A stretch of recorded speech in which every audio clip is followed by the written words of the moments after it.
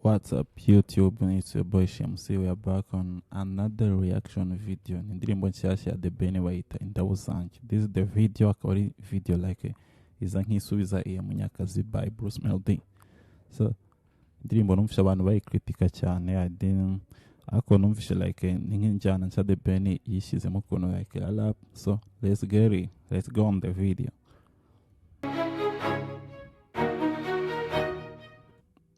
Okay, tangiye wagira ngo ni nk'ahantu bari muri surgery or hospital something. Country Records Indabo Zanjye, producer bamwita Koze.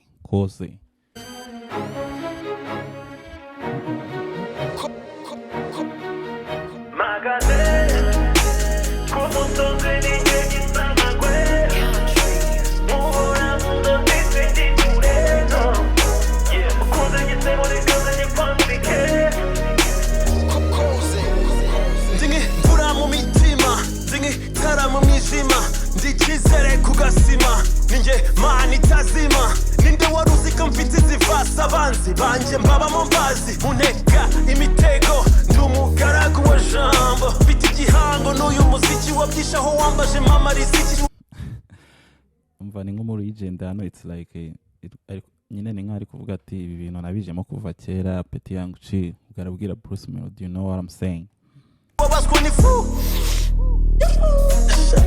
nibisaba kwica ngo ubone ifunguro riguha impumuro nkurura uje mu cyiciro ndatangira nk'abindunduro mpagaze ku musozi ninjye gisamagwe muhora muzozi sindi kureno ukunze gisebo reka nze njye kwambike. Uyu nguyu bamwita Nyamabondo, muramuzi bweze cyane. Uyu nguyu umuntu ari kugeranya Frank muramuzi bamwita muri bukasaga Bruce Melody aza gutag nawe like he was like this. So on video murabona ko bashatse kubagereranya. Nyamabondo muramuzi stuff ziwe zo kuri TikTok.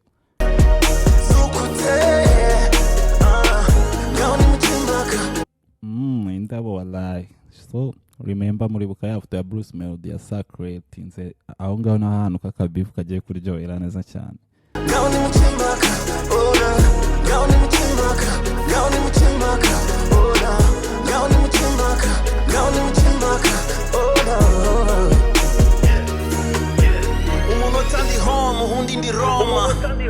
Umunota umwe ndi home, umunota wundi ndi Roma. Wow. So we're taking my flight menshi cyane. Bandi bana other kids. Muhundi ni Roma sishaka sagara mani sinoma ndi mu basaza barya gakora bamwita mubi. Iyo nguyu ni bodyguard mukuru wa The Ben mubi.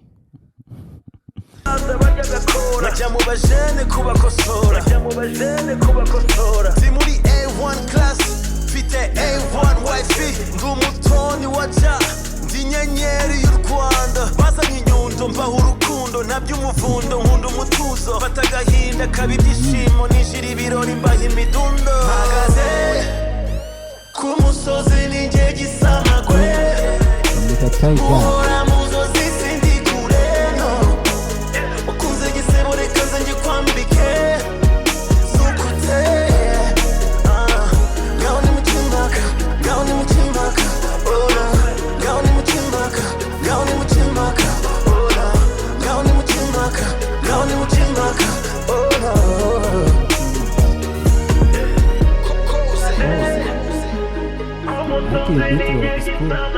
By the way, Beat Road School ntago The Ben ibintu byo kurapara ari ibintu bye. Yeah, akenshi indirimbo bana nayo critique, but the beat is so good kandi iri muri old school type. Kandi ndumva wagira ngo sinzi ikintu ndi kwumva wagira ngo Green P amwandikiye indirimbo, don't know why, but niko ndi kubyumva like iri kujya mu mirongo nk'iya Green P.